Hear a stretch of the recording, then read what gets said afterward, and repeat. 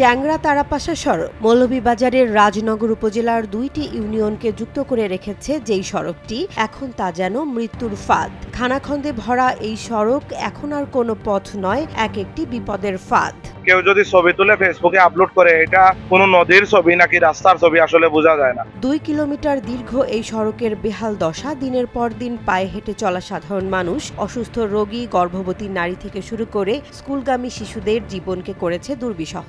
আমরা স্কুলে যাইতে আমাদের রাস্তা খুব খারাপ। আমরা স্কুলে যাইতে আমরা রাস্তার লাগে আমরা পোশাক পরে যাই, স্কুলে যাইতে আমরা প্যান্ট শার্ট নষ্ট হয়ে যায়। বৃষ্টি হলে পুরো রাস্তা যেন জল কাদার এক বিশাল পুকুর। কোথাও হাঁটু সমান পানি, কোথাও আবার হঠাৎ করে সিএনজির চাকা ঢুকে যায় গর্তে।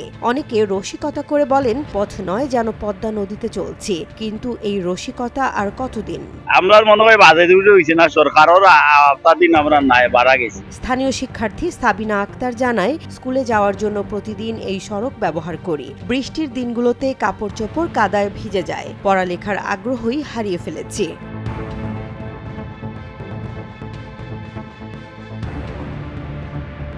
শুধু তাই নয়, মুমূর্ষ রোগীকে সময় মতো হাসপাতালে নেওয়া হয়ে ওঠে দুঃসাধ্য।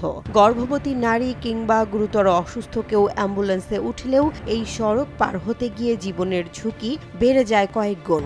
এই ভূগন্তের উপরে আমরা কামারচাক ইউনিয়নবাসী আছি। আসলে একজন মহিলা যদি গাড়িতে উঠে ডেলিভারি যাবে মৌলভীবাজারে, কিন্তু মৌলভীবাজারে যাওয়া লাগবে না, এই বাঙ্গার মধ্যেই ডেলিভারিটা হয়ে যায়। কামারচাক ও ট্যাংরা ইউনিয়নের প্রায় 20,000 মানুষের চলাচলের একমাত্র মাধ্যম এই রাস্তা। শুধু রাজনগর নয়, কমলগঞ্জ উপজেলার পতনুসার ও কুলাউড়ার হাজিপুর ইউনিয়নের মানুষও এই পথেই যাতায়াত করেন। অথচ বছরের পর বছর ধরে এ সড়কের দিকে ফিরেও তাকায়নি সংশ্লিষ্ট কর্তৃপক্ষ।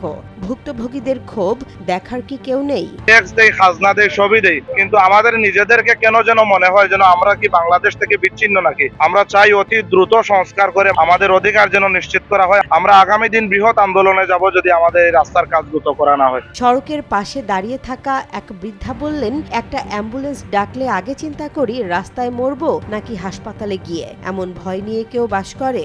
যে দুর্নীতি তো রয়ে গেছে, দুইটা চেয়ার পাল্টিছে, কি বুঝছো নি? আমি মনে করি যেটা সত্য কথা, যেটা এটা চেয়ার চেঞ্জ হয়েছে, দুর্নীতি পুরা। দুর্নীতি যদি থাকতো না তাহলে আমরা এই রাস্তাটা অতদিন হয়ে গেল না। আর রাজনগর উপজেলা প্রকৌশলী রাজু সেন জানান, সড়কটির অবস্থা সম্পর্কে তারা অবগত। সংশ্লিষ্ট দপ্তরে প্রস্তাব পাঠানো হয়েছে।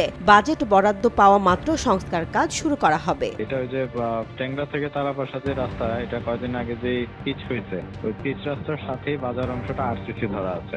আরসিসি কাজটুক বাকি আছে, আর পিচ রাস্তার কাজটুক বাকি শেষ হয়ে গেছে, আর বাঁধের উপরের কিছু কাজ বাকি আছে। ঠিকাদার অসুস্থ, সে নাকি শুনলাম যে আইসিইউতে ছিল।